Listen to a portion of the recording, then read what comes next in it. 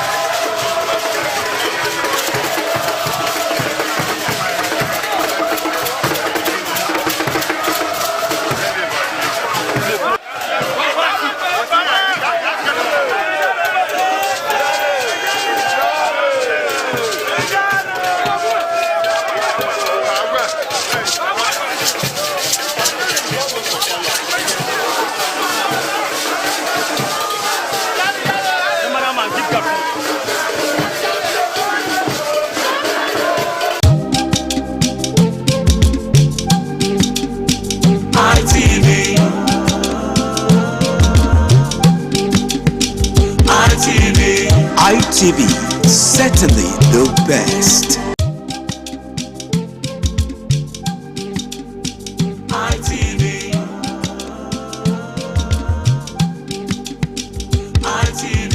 ITV, certainly the best.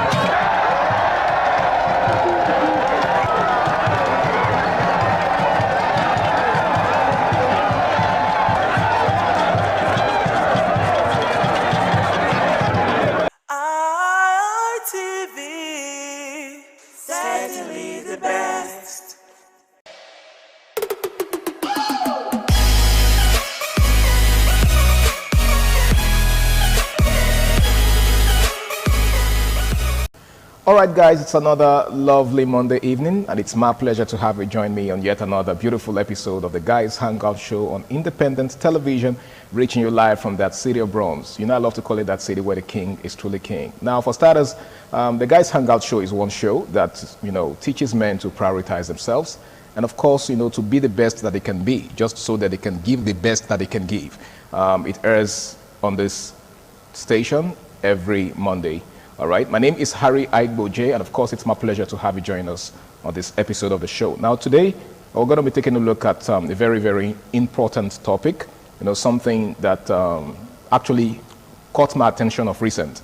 Okay, sometimes you're just going about your daily activities, and then you just, for a second, certain things just cross your mind, and you begin to ask yourself, what has actually changed? What has gone wrong? How come things are no longer the way they used to be? And one of such things is the growing lack of parental discipline in our society as we have it today. What exactly went wrong? Whether you like it or not, you must have noticed that things are no longer the way they used to be, especially between parents and their kids. Those days when we were growing up, some of us had this reverence for our parents, right? Even in their absence. There were things we're not bold enough to do, we're not courageous enough to do, even in their absence, because of the kind of discipline that they gave us, right? So, for instance, I remember as a kid, I used to live within my boundaries as a child, right? I was not allowed to go to the next compound. Now, that was how I was raised. Not because my parents didn't like me, like us being free, but they just wanted to ensure that we lived within the boundaries that they set for us. Now, I'm sure a lot of you out there can also relate. Now, if you take a look at the parents of today, it doesn't seem to be like that anymore, right? A lot of parents seem to be more flexible in raising their children. Is it a good thing or is it a bad thing? My name is Harry Agboje once again, and it's my pleasure to have you join us on this episode of the show. Now, like you already know, I'm not alone. I've got an amazing person in the house with me, and together we're going to be taking a look at this topic. Now, he is an educationist and also, a social analyst. He's really passionate about lots of things that are happening around us, and he loves to share his wealth of wisdom and experience on such matters. It's good to have you, Abu. Thank you very much, Mr. Harry. And as usual, it is good to be on the show today again. It is always a pleasure talking about issues that concerns us in society, especially issues like this, where if we keep quiet, things will get deteriorated and it will get out of hand. True. So there are no bad things tried because good men decide to keep quiet. Absolutely. So we must say something. Definitely, we must say something, and that's basically why we're here. I mean, we really can't help not to say something, all right? Now, we're going to be taking a look at this issue as we begin to look at it one after the other, right? Okay. Let's look at it from this angle. Parenting is serious business, right? And I don't think a lot of parents realize that, a lot of parents of this generation, because there seems to be this trend of people just giving birth without recourse to the responsibility of taking care of those children. So let's start from there. Why would anybody want to, start having kids without, considering what it will take and what it will cost, to take care of those children? Yeah, procreation is one biological gift that God and nature has given to humans. So anybody can, any adult who has gotten to a certain stage can procreate, except he or she has a medical condition. Okay. But procreation is not a yardstick to be called a parent. So we have so many fathers and mothers who are not parents. Being a parent means you are ready for the job after birth.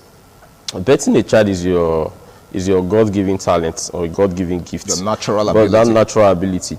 But the idea of training this child, parenting, is a full-time job. I say full-time job because it's one thing that people just overlook, and because of that they think because they are fathers they could be called parents. No.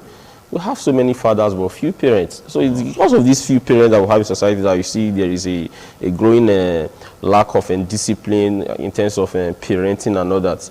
So I think the few parents that we have, if you see their children outside, you can distinguish them from those that have fathers and just mothers. So I think we should be seeing this thing from the idea of who are parents, to be precise. Okay. A parent is that person who is a father or a mother and has indulged herself into the act of bringing up this child. Children, the mind of a child is like a tabula rasa. Whatever you imprint on that mind is what goes a long way to determine what the child will become in life or how the child will behave and all that. But we really have people imprinting these things on the mind of the child. That is the question. I think that's $1 million question, because this is one question I believe a lot of parents do not ask themselves before they begin to procreate. Like you've rightly established, there's a clear difference between procreation there is. and parenting. And I think that's what we need to begin to establish. What exactly is it with parents of nowadays? Just like I said in opening, when we were growing up, it was a different ball game, right? Yeah. We were raised with a very high level of discipline. So much so that parents of this generation will probably see that as you being too hard on your child. Okay. Now, what's the place of discipline in parenting? Let's begin. There are different factors that I think I will tie to this lack of parental discipline. Number one, the infiltration of Western culture into our traditional belief and norms. Secondly, we also have this idea of laziness on the part of some people who call themselves, I use the word who call themselves parents, laziness on their part. And thirdly, there is this idea of the growing new normal, where people advocate that children should be treated with, like adults, they should be treated with kids and gloves and all that, so that you not hurt them. And so after all, they are human beings. So, but let me start with this infiltration of Western culture into our traditional culture. Now, you see, the white men asked us at the time to marry a fellow man, a woman marry a fellow woman. Many of us did not dispute it. Some African countries are already doing that. They also asked us to wear the suit, the sleeve, the waistcoat, the tie, and all that, despite our hot weather. Many of us did not also dispute that fact. And we are doing it. But very recently, they are also asking us to treat a child as an adult. And so many parents have started, many fathers and mothers have started treating their child, their children, as adults. That's the problem. They want to train them in the Western way. They want their children to see themselves as adults. They are rushing them through that childhood. They don't want them to enjoy that childhood. They don't want them to see themselves as children. That state of innocence is no longer there. A child that just here, you call that child that you want to reason with the child like an adult. What's his reasoning capacity in the first place? My brother, what is the rationale behind you sitting a child down to say, let's discuss? You are just 4 now. And who told you that a 4 years old is thinking like an adult already? It's not. I know many will say this is a computer age and jet. Leave that computer age and jet. Children are children. And most of how were we brought up? We were told that if you misbehave, I will flog you. I have so many parents in my area. My father was not just my father. Yes, he was my biological father, but I have so many fathers that before my father even come back from his workplace, someone else have disciplined you if you misbehave and all that. Do we still have such in our society? No. You see, everybody wants to say my family. So you're saying that in those days there was a communal mindset? A communal mindset. All parents were parents, and all children were children to all parents. Now, these days, you see families saying, you don't touch my child, I know how to discipline my child, you leave this child for me to discipline and all that. So that's why we're getting children that are going haywire. Some of them are even going gaga. You know, some of the hairstyle that a 10-year, 11-year-old will put on, you begin to wonder, is this one coming from a home? You see some young girls out there, 11, 10, some of the things they will wear, like, does this one even have fathers and mothers at home? So the issue now is we are drinking too much from this cup of Western wine. I think we should come back home. We should come back to this African tradition. We are Africans. And in Africa, there is discipline intrinsically buried in our totemic mindset. It is on our subconscious. That discipline should be resurrected. That parents should see themselves as not just parents, but as role models, as disciplinarians. Correct these children when need be. Don't reason with a child. It gets to a certain stage, you reason with him, not at this stage. It is some of those things that you imprint on him when he was still a child that will model him into a very good adult. A good child definitely will become a good adult. Absolutely. Now, when you lead them, you think they can think of themselves. What you fail to tell them, their friends out there will tell them. And that is what we should avoid. So that idea of Western culture, I think we should come back home. Beside that, sir, this idea of laziness on the part of parents. They think now that you already have a child. So if you can provide for this child, you are performing the work of a parent already. The provision we are talking about here is not just finance. Many of them thought it's just finance. He's attending a very good school, I can provide. If he wants to buy anything, I can give him more. No. Emotionally, psychologically, this child needs you. Morally, you should be there for him. Who are his friends? Do you even know his friends? What are his routine? How does this child carry out his daily activity? You should be your child's best friend. You should have a roundtable talk most times with him. You should be able to tell him, if you try that, I will flog a lot of you, and he will not try it. Don't let him see himself like an adult already. You hardly even see children these days bathing outside. And someone said it's civilization. I think they know too much. Okay. Their parents make them know too much. So why they've gone past the phase of innocence. You see that state of innocence? It has been killed. Every child now, the parents have been able to inculcate in them that they are no longer children, but they are now what? Adults. And there is no way a child can behave like an adult. He will be an adult in a wrong form. So let these children grow. Correct them. Discipline them. Be a disciplinarian. You don't rub men with a child of 5. Okay. Now, you've actually said a lot. Now, talking about the infiltration of Western culture, just recently I saw a video on Facebook of this American comedian, a veteran comedian, Steve Harvey. He was actually interviewing a kid, a 5, 6-year-old girl. So he was asking her why she liked her brother, why she loved her brother.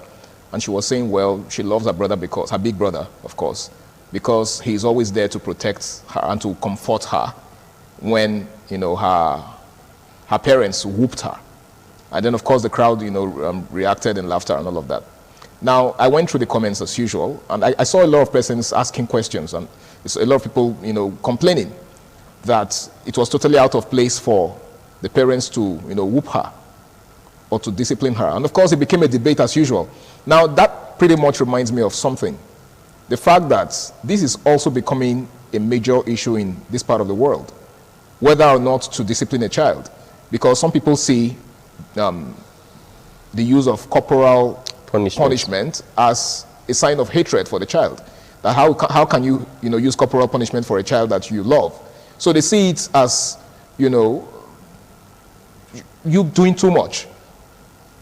They believe you shouldn't use corporal punishment on your child, that there are other ways. Just like you said, some of them believe you can reason with your child. But how do you reason with a child whose mind is not even matured enough to, you know, look at things from that perspective? I think what we have is actually a problem, because people want to mistake smartness, intellectual exposure to maturity. Yeah. And I think that's a problem. I would like you to you know, speak in that regard. You see, words get their meaning from their context. Okay. What they call maltreatment in a particular context, in another context might be called discipline. Discipline. So when that people say you are hitting that child too hard, you're beating this child and all that. But I think in the right context, when it comes to my child or any other child, or any other child around me, it should use that right word, discipline. We were once children, sir. They did not kill us. Of course not. We are what we are today because of how our parents had to straighten our life. At least our parents are not beasts. They know what they are doing. You don't expect a mother who gave birth to a child to kill that child with his or her own ends, except she's maniacally derailed and all that. Yeah. When children are being disciplined with love, you can discipline a child with love. There is no need you bringing in ideas of you are abusing the child rights and all that. He is a child, for God's sake. The reason why you are saying I am abusing his right because you want to protect that child. The reason why I even discipline that child is to protect the child also. Now, this is what the government are fighting against, is that you should not abuse, assault a child. Discipline will get to an extent, it becomes an assault. So that's where we need to draw the line now. At what point does discipline become an assault? When you begin to inflict serious pains, Bodily harm. on this child, it is not an assault. Okay. When you are not correcting the child with love, it becomes an assault. When you are doing it with hatred, it becomes an assault. When you forget the fact that this person is still a child, it becomes an assault. But when you are doing it in the circumstances of these things I'm saying, like he's a child, I want to correct him with love, he's my child, and all that, that is discipline. And we should not rule out discipline because some persons are misusing it. I know I am not in line with so many parents or guardians who have decided to inflate pains on children because you want them to listen. No, that is beyond discipline. Okay. That is now an assault. That is now an hatred. That is now a corporal punishment. And if I ask my child to kneel down there, for example, or get a cane and give my child 2 or 3 strokes of the cane for doing something wrong, next time he will not try it. But if you now give a punishment that is more than that child to that child, then it becomes an assault. An assault, okay. You're asking a child, for example, you get pepper, rub on the child's body, or give the person some scars, marks, and all that. Rub pepper. No, that is wicked and that is evil. But you're asking the child to kneel down there, or get a cane, flog this child 5 times or more, as the case may be, and after all this, call the child, next time, don't try it. I am your father, I love you, and that's why I'm doing this. I hope you will not try it next time. Such a child will not try it. But you're not letting the child know the reason why you have flogged him or disciplined him and all that. It is hatred. Hatred. So we should draw the line between discipline and hatred. So I am not advocating for that idea of that battering, that corporal punishment. Yeah. I am saying we should not rule out the fact that these children are still children. And children have a mindset that is as clean as a tabula rasa.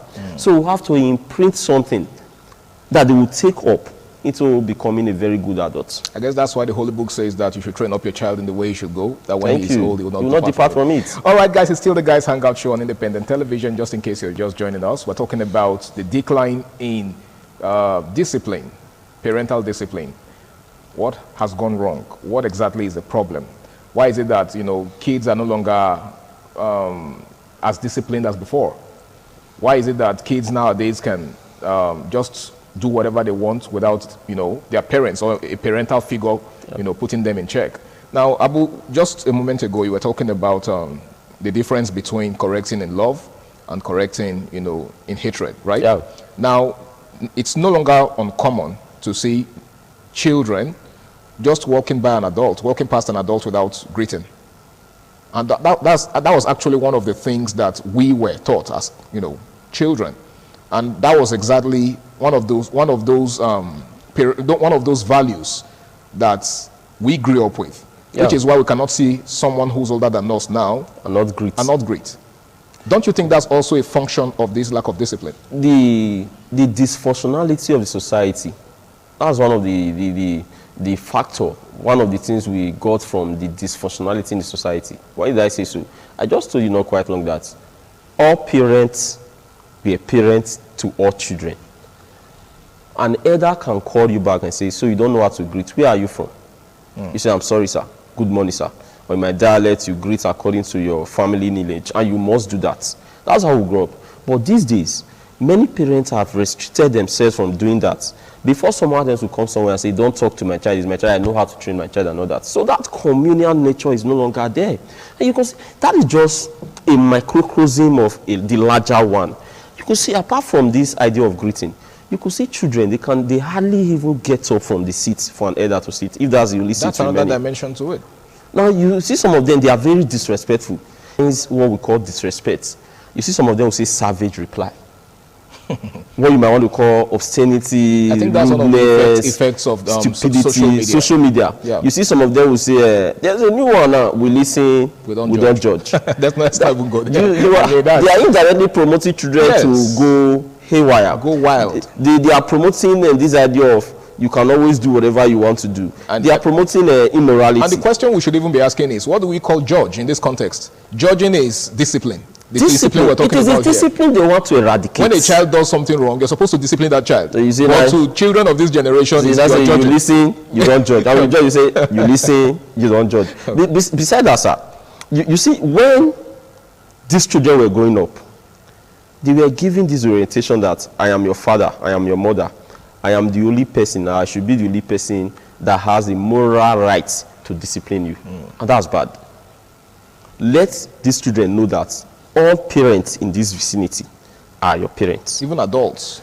Even adults. Not they necessarily have the right parents. to discipline you in my absence. When I was growing up, something happened. I went home to tell my father that a teacher has flogged me in school. He said, okay, the next morning we'll go. He followed me to school. And when we got there, he took the cane himself and flogged me again right in front of the teacher. These were adults in unity. Adults having a meeting over me that I don't even know about. Their primary aim then was, this child must not go wayward. Now that I am an adult, I used to think like, okay, could it be the reason why my dad have to flog me again? You know, that sends a message. The message was, you are safe in his hands and don't misbehave because I'm your father. I'll flog you again. But these days, we've seen parents that will follow their children to school and start constituting nuisance. Some of them will not even ask. You'll be telling your child right from the home that your teacher will die today. You are giving that child an impression that he or she can disrespect an elder and get away with it. I'm your mother, I will always fight for you. You are creating a small problem that will blossom into a bigger one in society tomorrow. A child you couldn't discipline today will end up in prison. And they'll start crying. Discipline your child. Teach these children societal value. The values, one of the values that will hold tenaciously to in Africa is respect. They should be respectful.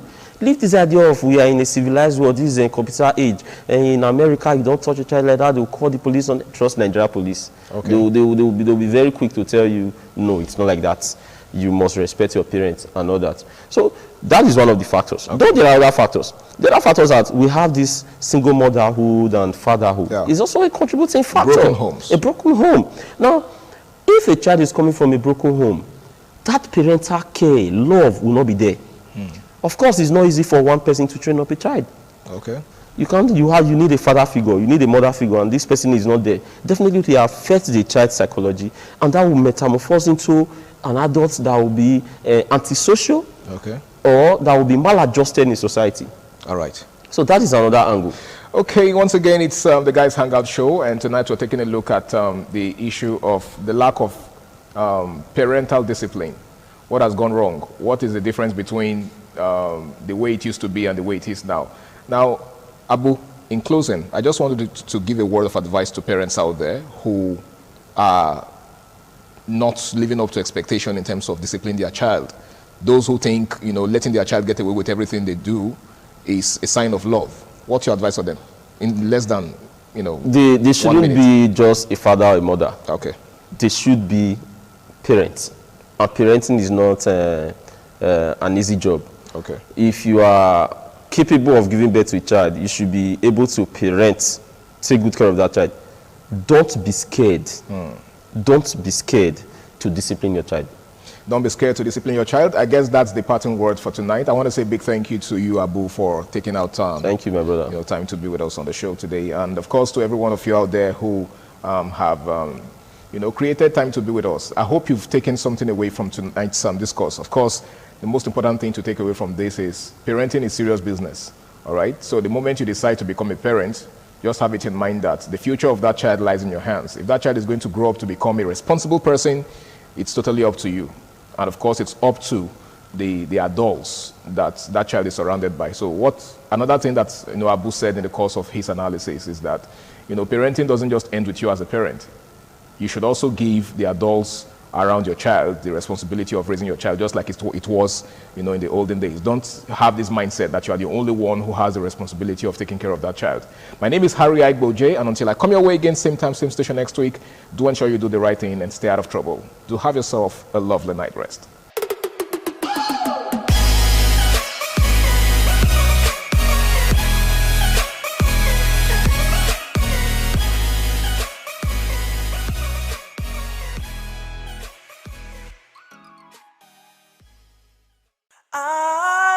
ITV, certainly the best.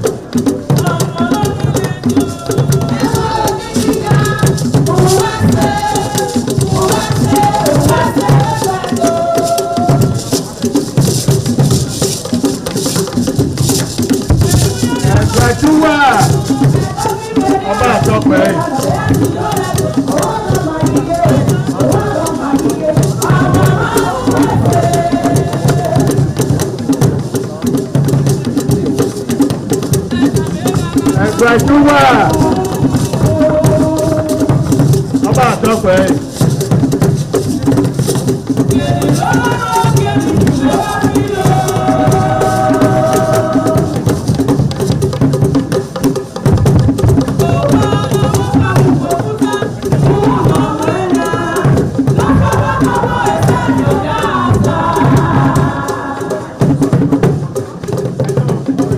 Gbajúmọ̀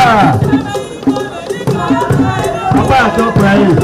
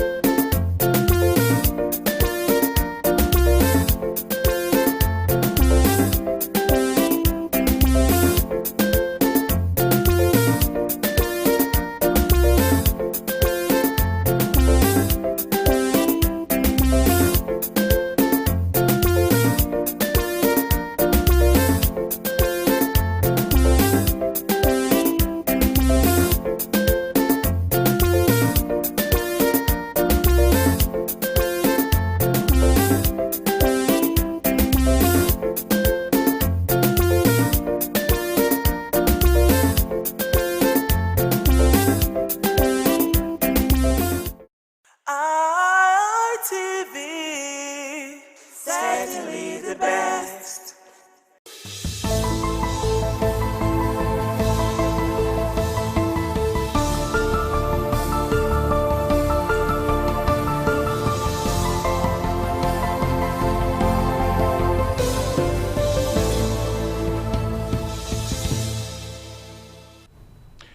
All right, it is a very good afternoon to you, and thanks for joining us on the program African Discourse, Monday's edition of the program. The program comes every Monday, as a matter of fact, so you're welcome on board. Well, if you were with us last week on Monday, we saw some of the major elections that are going to be taking place in Africa in this year, 2026.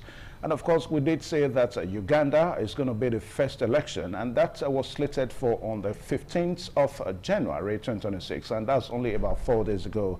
And the election has been done, it has been held, and a winner has been declared. As we speak now, the incumbent president of Uganda, Museveni Yoweri, has won. And of course, he has won this time for the 7th term as the president of Uganda. So that's what we're going to be talking about basically today on the program African Discourse. So this term that he has won now, what does it portend for an average Uganda? And of course, what is the implication of his 7th term in office as the president of Uganda? Well, to discuss all this today, we are so privileged to have a man that I've been fighting tooth and nail. I've been looking forward to see how I will bring him one day on this program, and eventually I caught him. I'm talking about my lecturer, lecturer those days at the University of Benin here in Benin City, Dr. Felix Osarime. Sir, good afternoon, sir. Good afternoon, sir. Good afternoon, sir. How are you? Yes, at home, good afternoon, and thank you for joining the program. Okay. Now you see this young man lecture this old man at those days in school, but you see us now, you think more older. That's just the way. Now, Dr. Osarime, I don't know what you've been doing to yourself. You look young every day. I don't know what's the secret. Well, there's no secret. You don't have to look like your problems, and Nigeria tunes you to be what you have to be.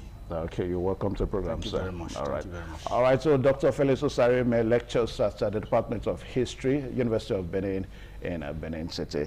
All right, so we're going to be looking at Uganda election. Museveni Yoweri, one character that has taken a charge in African politics. And Talk about the likes of Paul Biya, you know, the oldest president on earth. And of course, we also talk about Yoweri Museveni, one of the oldest presidents on earth.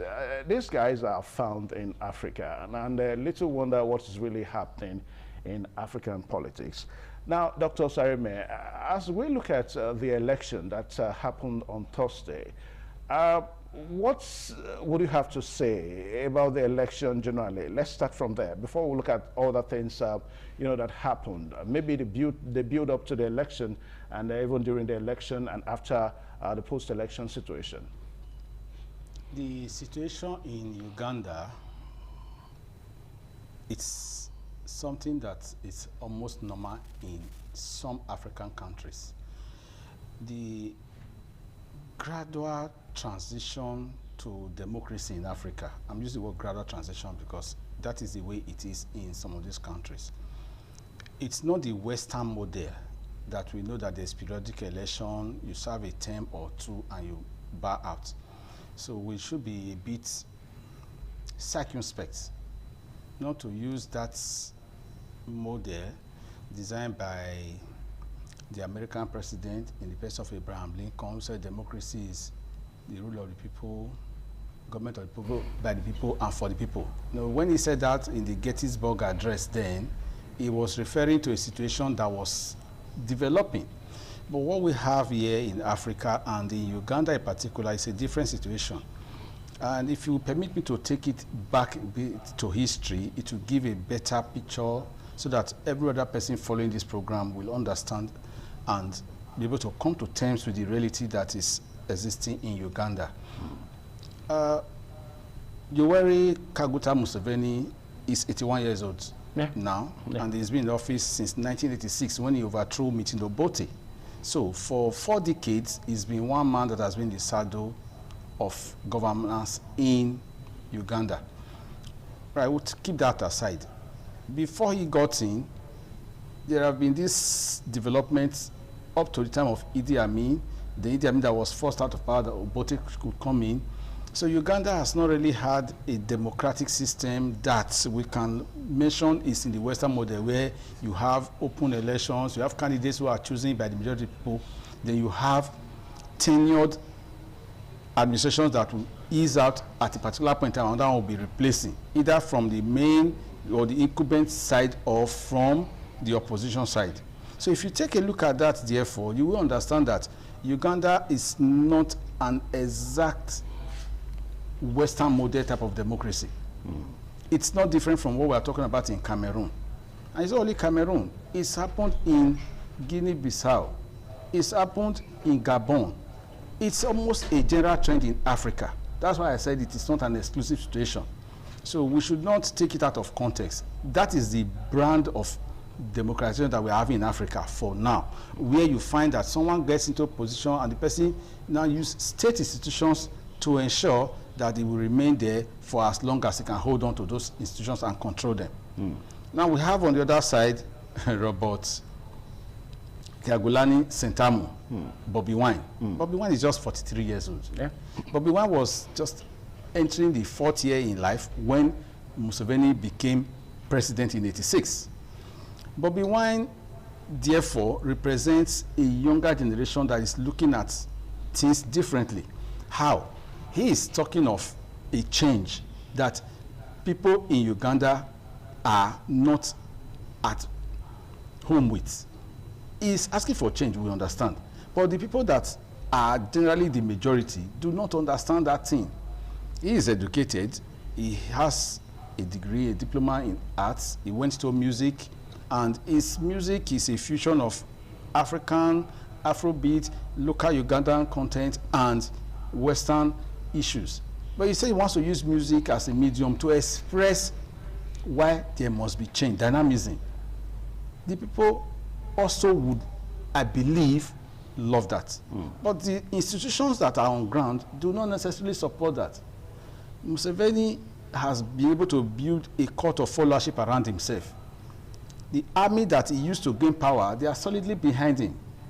His family is now holding sensitive positions in government. And he has the elite protective detail in the army that are always with him. that come out when there is dissent. And in all, the standard of living in Uganda has not been very impressive. So, an octogenarian, as Museveni is, will tell you to take things one step at a time. That it represents stability, it represents progress that is gradually coming.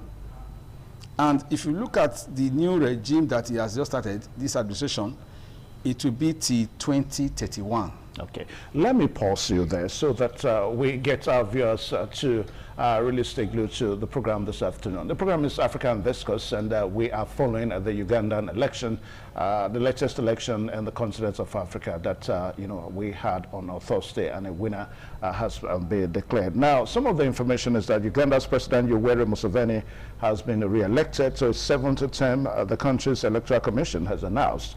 And of course, after a tense campaign marked by an opposition crackdown and internet blackouts, Museveni, 81 years of old, won with 71.65% of the votes, and the commission said on a Saturday.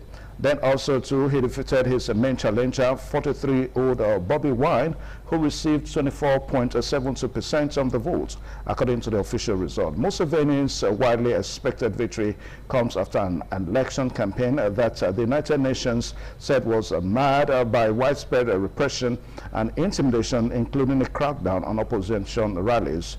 Thursday's election also unfolded amid a nationwide internet blackout that drew international criticism.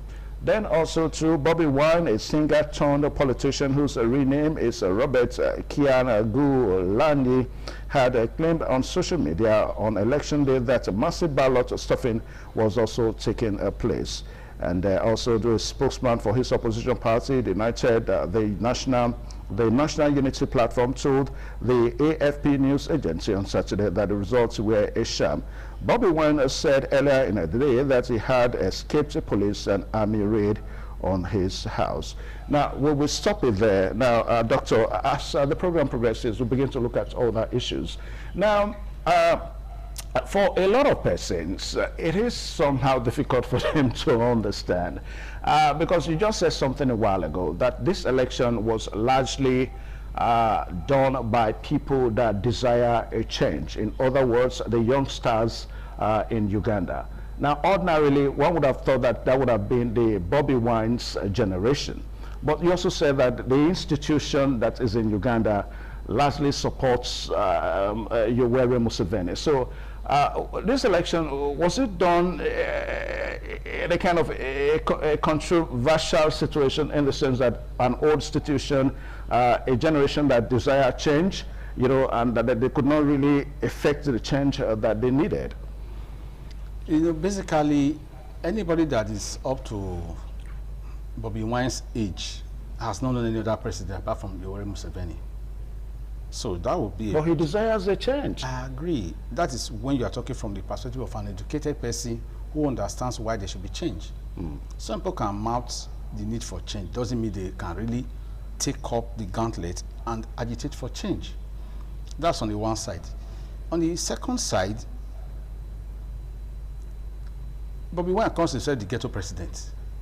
Looking at the area in Kampala where he grew up, it was not really easy for them, as the son of a nurse who was struggling to give him a livelihood. His grandfather was also in the trenches at the same time with Yoweri Museveni, though in a different camp. There were groups that came against Obote, and it was the group that was led by Yoweri Museveni that came out to be able to hold on to power in Kampala.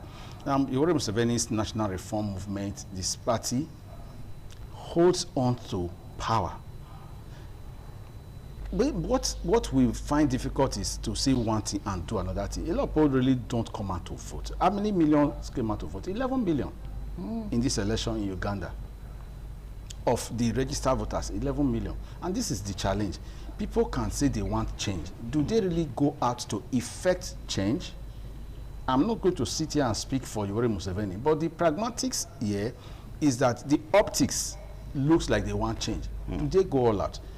We are hearing claims now of ballot stuffing. Yeah. We are hearing claims of voter intimidation. Yeah. We are hearing claims of internet blackout. If an internet blackout was already carried out 2 days before the election. We're going to be talking about that. Now, that internet blackout seems to be a major problem. Is that a new dynamics that seems to be creeping into African politics? Now, I don't want to make recourse to what happened in Nigeria, how INEC promised that election results were going to be transmitted in real time. Yes. At the nick of transferring the election results, it was a different story entirely.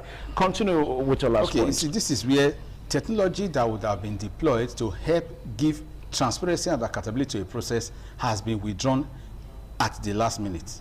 So that already sends a wrong signal that something is in the wings. Okay, the Electoral Commission has announced now that Yoweri Museveni got more than 70% of the total votes cast. Bobby Wine's rating has even dropped to less than 24% of total votes cast. And there were 8 candidates in this election. But it is actually 2 that are in the issue.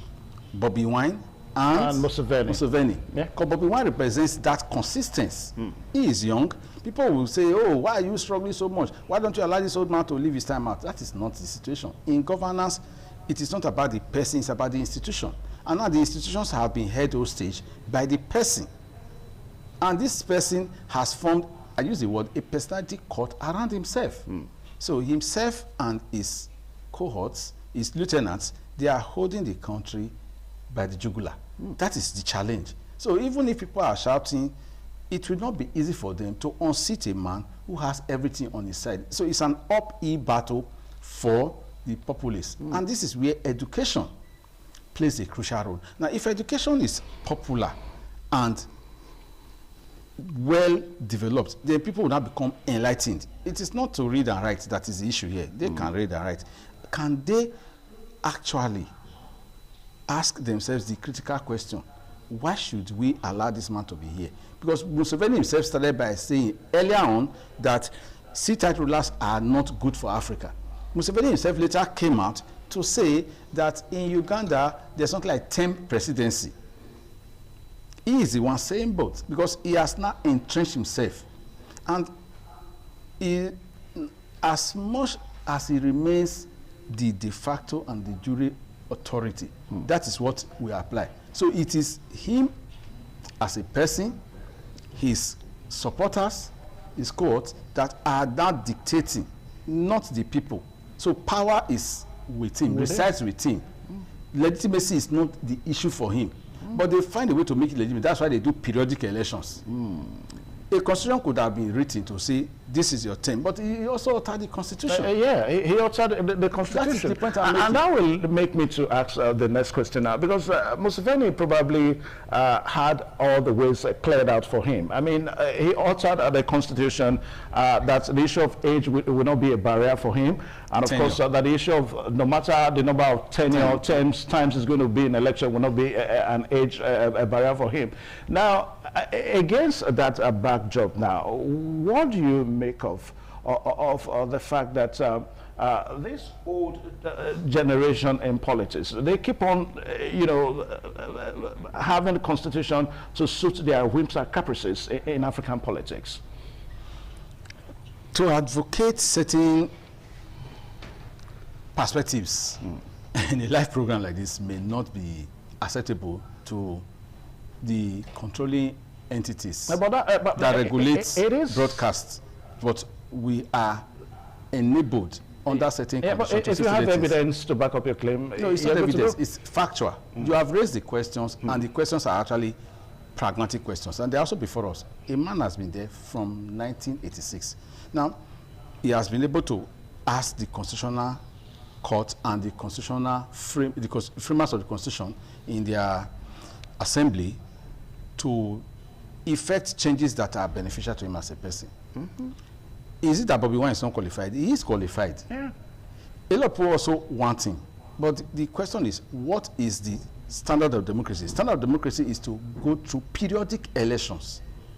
That's one of the determinants of democracy. Then you must have a political party, which exists here. The other issues are now being adjusted to suit interests. And these are the interests that are not determining what is playing out. Yoweri Museveni, since the law says he can contest reversal of the process to give a more robust and more open process where you can ask questions and you can get responses. Because right now what they are having is what is being fed to them. A paternalistic model is what he has created. And the old guards that came into power with Museveni, they are very comfortable with him. They have been able to cover the field effectively, hold on to the key sectors of government and the economy, and feed the populace with the kind of narratives that will keep them very calm. Even though there are times there are protests, but the kind of strong arm tactics they use will even make it possible for people, unless those people are willing to die for what they believe in. And this is where the challenge comes. Democracy is usually seen in Africa as a given. It is not. Okay. Democracy comes... let me pause because we have to take this break now. The program is still African Discourse, and our focus today is the Uganda's election that has been conducted and has been won by Yoweri Museveni. Now, our guest today is a lecturer with the Department of History here in University of Benin, Dr. Felix Osarieme. We'll be right back. Please stay tuned.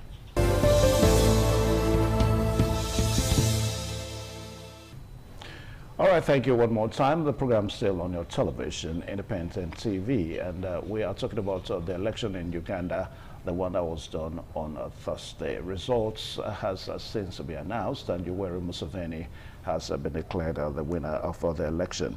And our guest today is Dr. Felix Osarieme from the Department of History, University of Benin here in Benin. Now, sir, let's talk about the happenings before the election. We saw a couple of, according to Bobby Wines, that most of his rallies were disturbed. He was not allowed to do election rallies and election campaigns and all that. Then also, we also read that he was arrested, and all that. Now, what do you make of all this against the backdrop that after all this, we still have a situation whereby some observers have said that the election was generally peaceful. Now, I'm going to read out something to you that our former President Goodluck Jonathan said, because he was one of the observers. Now, Jonathan told reporters the internet shutdown disrupted effective observation of last week's votes and increased suspicion of the election, but that the overall conduct of the poll on election day was peaceful. So that seems to be a general assertion by most observers that the election was generally peaceful. So perhaps they are making recourse to pre-election, during election, and after election. But away from that, let's go back to pre-election. Happenings, the rallies that were disturbed, Bobby Wine's rallies and his arrest and all that. What do you make of that? Bobby Wine's matter is as straightforward as day is different from night. First, it represents a vocal opposition. It represents the youthful exuberance that demands urgent change. We cannot run away from those realities. And I want to commend him because he has not given up, even though he's in hiding right now. And this is not his first shot at the presidency. He went against the same Museveni in the last run, and he lost. He dusted himself, came out. I don't know if you saw the video where he was physically manhandled in the runoff to the last election, not this January 15th, the one that took place. Yes, he was. Himself and the wife, they were manhandled. He has been shot at during the rally. And the claim that is used against him is even the claim of the government that his rallies are violent, that it leads to a breakdown of law and order. They blame him. The government spokespersons and the authorities blame Bobby Wine. That whenever he conducts rallies, his rhetoric is insightful. So it incites people against the government. That is what leads to that. And that makes him a person of interest. So they would declare him wanted. At the time he had been arrested, even international music stars had to sign petitions demanding his release before he was set free. So the government now recognizes him as a thorn in their flesh. We cannot run away from these things. But as I said just now, before the short interlude, that we think in Africa to believe that democracy is a given. Oh, democracy is that we'll just come out, we'll just give it to us, we'll just go home and sleep. No. There must be agitation for change. And in the process of agitation, there could be collision of interest. There are politics about interest. Politics about who gets what, when, where, and how. Politics is the authoritative allocation of values. So there are different divisions of politics. And politics eventually is about setting up political parties that have an ideology which they present in their manifesto, and the end is to capture state power to actualize that manifesto. So Bobby Wine is outside today. Yoweri is inside. Yoweri Museveni will not just throw power at Bobby Wine. That's why Bobby Wine is agitating for it. There must be some element of collision. Even in sane societies, during campaigns, people protest, people complain. There could be breakdown flow. Possibilities always there. That's why you bring in security, you apply for a license, then everybody is always encouraged. In the United States, during the last campaign for the presidential election, Trump was shot at. He's president today. He almost lost his life, but at least he was winked in the ear. But we also heard that was also state managed. Whether it was or not, but Trump was not even in power then. Trump was on the downside at that time. Biden was the incumbent. Sentiment. That is part of the narrative we are looking at. So Bobby Wine, if you take that line, it could also be that Bobby Wine is the one staging the crisis to gain legitimacy. But a while ago, you said that the government has accused him. The government has accused him repeatedly that he speaks against them, that he incites people against them. So there's no way can be staging that. That is the point. Government can also bring in people and cause chaos and accuse him. For that reason, they want to keep him under wraps. So it's a very difficult situation. Right now, let me use it. It's complex. The power agitation on both sides. He wants to come in. The one that is in wants to remain in there. That is the agitation.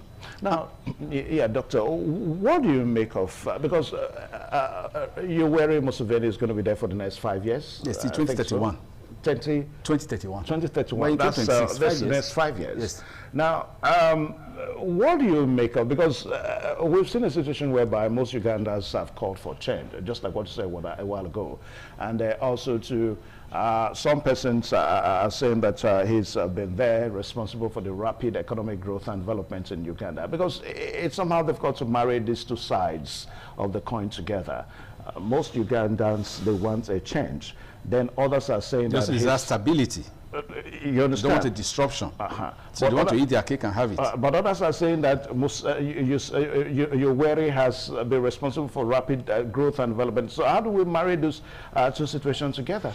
Okay, let's take it from the case of Gaddafi in Libya. Gaddafi became head of Libya in 1969, all right, when he removed the monarchy. He was a colonel in the army. Museveni came in as a rebel leader in 86. So if you look at their timeline, they come in as they now become what we call benevolent dictators. People who want to remain there, but they will do well. When Gaddafi had the uproar that eventually led to his exit from this world, Libyans were not poor. They were not hungry. Their economy was one of the best in Africa. Their Human Development Index was ranked the highest in Africa. But they fought Gaddafi because they asked the same question. You have been there since 1969. Can't someone else also come in? Even though we blame the Western world that they engineered the problems against Gaddafi and the rest, their argument was just this issue. You have been there. Can someone else not come in? That's where Museveni is also facing. But when I started it now, he's been on it for 10 years, 5 years ago and now. So from 2015 till now, 2016, he's been there, and he's been there now till 2026. So it is gaining momentum. For 10 years, a young man is demanding the same thing. He's just 30-something. 43. 43. Yeah. He started from 30s. Yeah. So he has also clinched a decade in the trenches. But down is civilian. Yoweri Museveni came from the military background and civilized himself. Ugandans have not really had any smooth democratic transition. When Idi Amin took power, Idi Amin was forced out of power by using external support from Tanzania under Nyerere. That was all brought to Obote. Obote came back in, sat there, and Obote was eventually unseated by Yoweri Museveni under armed revolt. So they've not really understood what it is to have smooth transition, but they can ask for it. That's why I said their education would have given them the platform to understand what change should be and how to go about it. But so far, they've been experiencing what we call ruptures, not change. And this is the challenge they are going to face. Someone like Bobby Wine, who has now seen the world, that's why they block the internet too.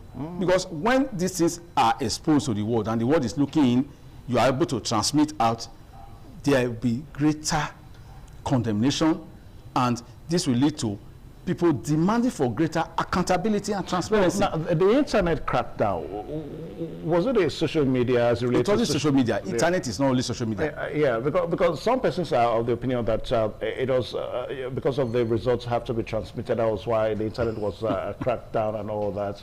What actually happened? That was the Nigerian condition. The Nigerian condition was that they said the server had issues, glitches, and in technology there could be glitches.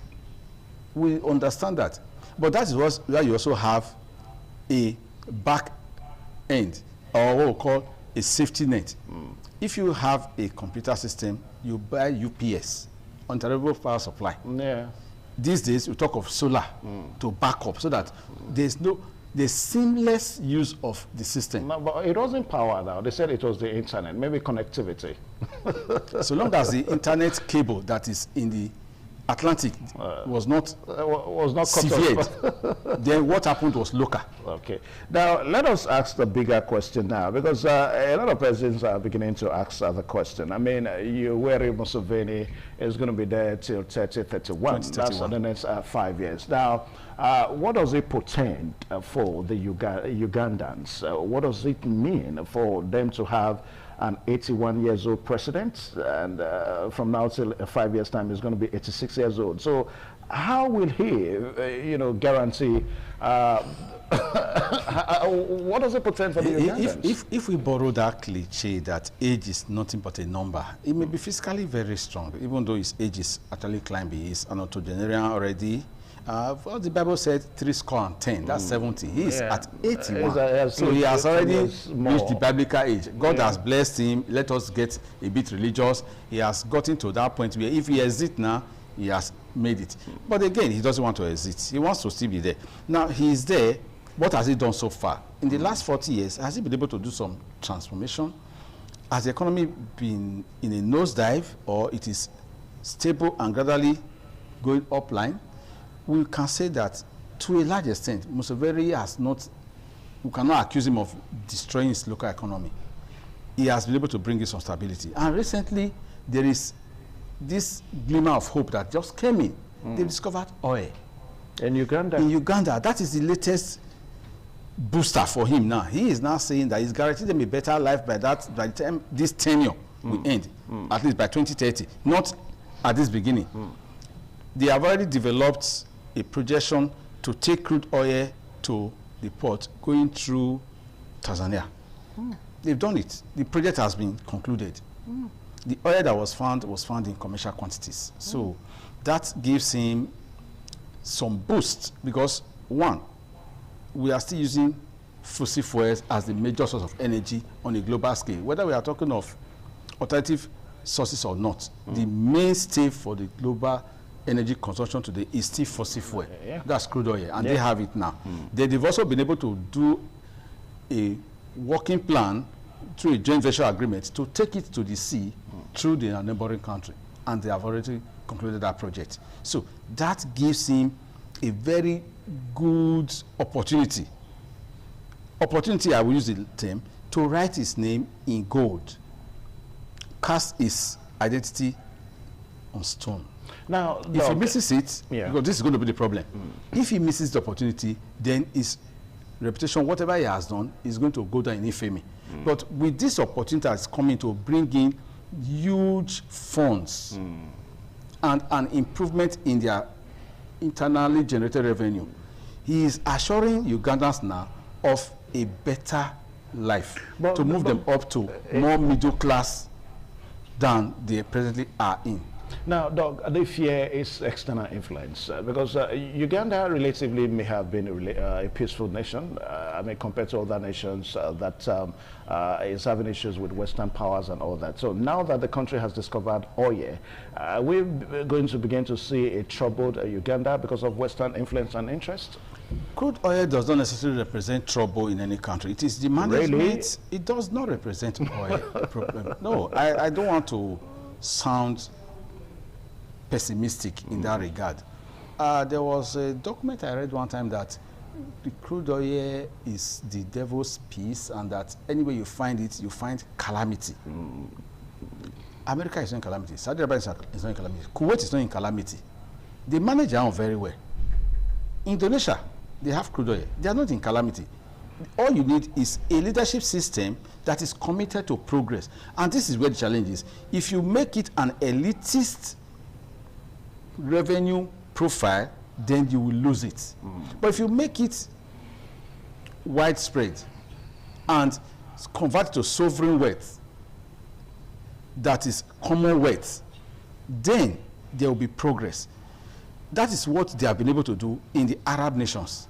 They've been able to transform the entirety of their society because they disburse the wealth into social capital infrastructural development. And that is where some other countries have missed it. If we are talking of Venezuela, was on that track under Hugo Chavez, and they've missed it again. Before Maduro came, Maduro's own was more of power struggle with entities and foreign bodies. In the case of Saddam Hussein, he was doing very well until he decided to point his finger at Kuwait. Iraq was not doing bad. In fact, Iraq dealt with Iran in their 10 years war. Iran and Iraq are both oil-producing countries. But Iraq got the upper hand because they developed, for anybody that cares to know, the Iranians were even doing very well by their own opportunity and with American support before they fell out with America. So they are still not doing badly. Now, the crude oil, if the wealth is kept for the elite, that is where it becomes a problem because there will be permanent internal contention. If Uganda, as I must say this too, as Yoweri has been able to stabilize governance to a large extent, yes, because there have been mild disruptions. I mean, we've not heard of continuous attempt to unseat him. No attempted coup. No yes, protest. It's not serious. Yeah. It's not critical. So that level of that's what he is also using to canvass. That people should enjoy the fact that there is a stable government, there is relative peace, there is calm, that they should grow with the process. Okay. But when he's talking of, no, you have stayed there too long, let us have a fresh breath. If the crude oil that they have now been able to develop the properties around it on commercial scale gives them that inflow of funds, let me say I'm hopeful that he will do better. All right, Doc, now as we wrap up now, I mean, what do you make of international observers? I mean, they come, they observe elections in nations, and no matter what they come up with, it does not have any direct, impact on the results of the election. I mean, like this election we're talking about now. I mean, international observers have said that, okay, the election was peaceful, but there was internet issue, internet crackdown, which is a major aspect of the election that would have further say that the election was actually truthful. So it doesn't have any effect on the result of the election. What do you make of it? Quickly. All right, quickly, we must say that sovereign states are very powerful.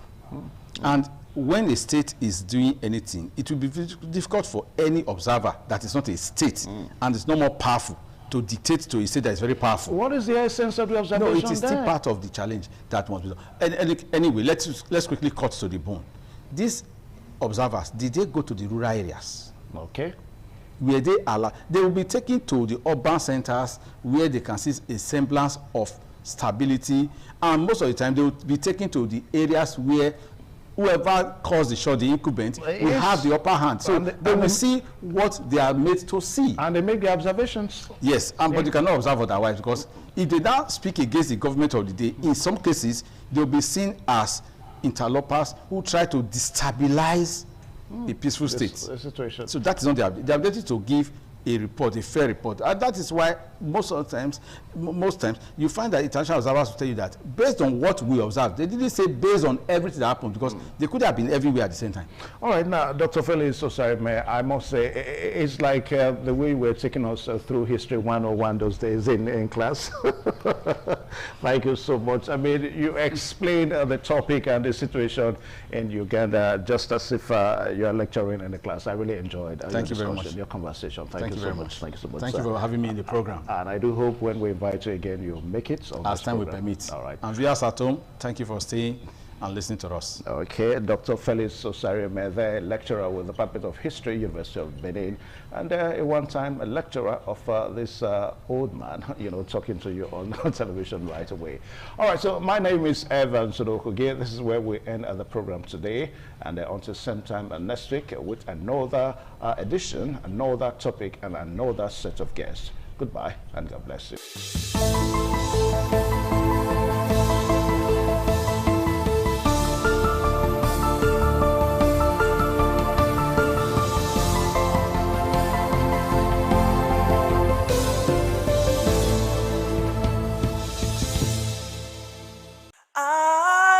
ITV, certainly the best.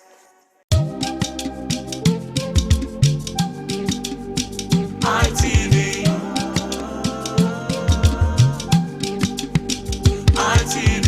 ITV, certainly the best.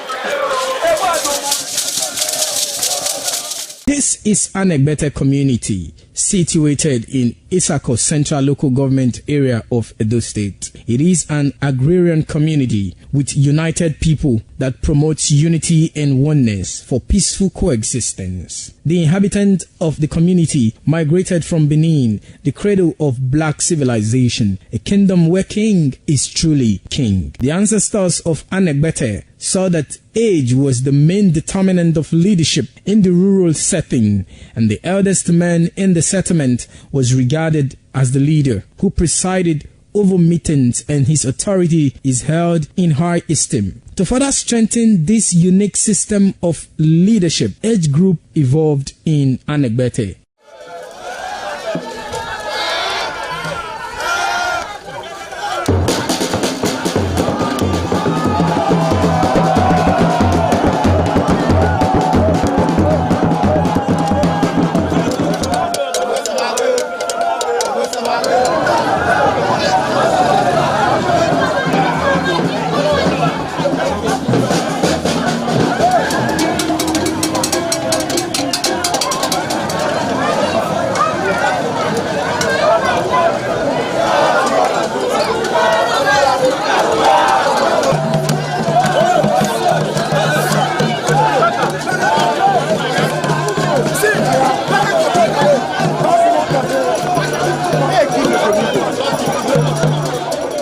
In Anegbete, age group is categorized into two, that is the common and the noble. Anegbete is rich in cultural heritage, as the community at noon saw the commitment of the festival with the first set roll out in beauty colors to showcase their might and strength, indicating their feet and ready for the responsibilities behold on them. The streets in the community with a feed up of young men and women adorned with the festival. Later, the royal family takes the stage as their children fight out royally and work in the community to showcase their might and fitness.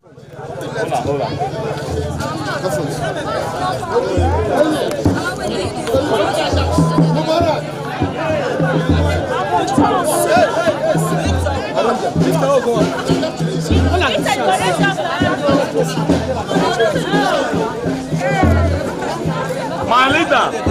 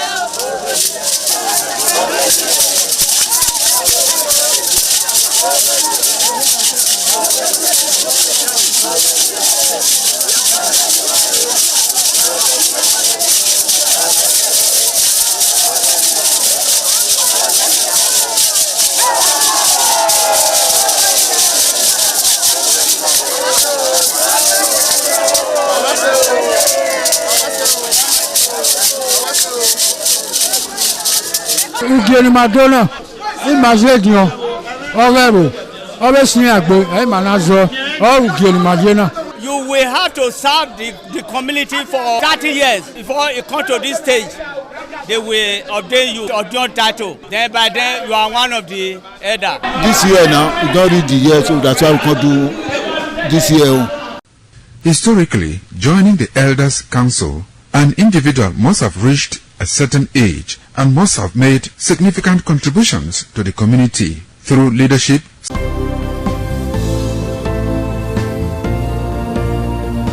Thank you very much for joining us on the program Healthy Living. What is the kidney? The kidney is an excretory organ in the body which is for metabolism. Tuberculosis affects many organs in the body, but the common ones it usually affects is the lungs. Epilepsy is a neurological problem.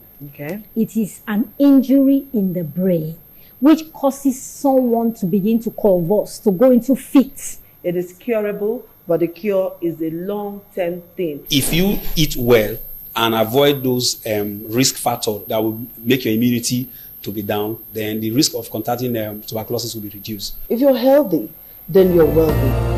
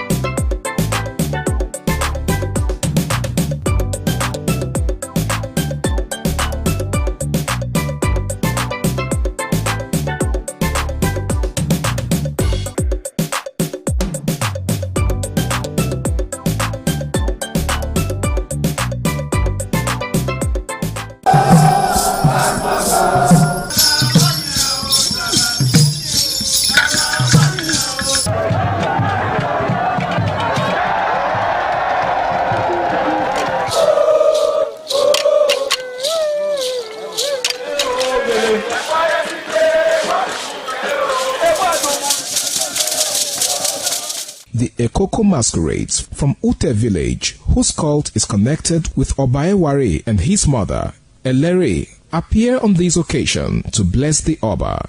Ekoko is a ritual masquerade that dances to please the guests and the Oba.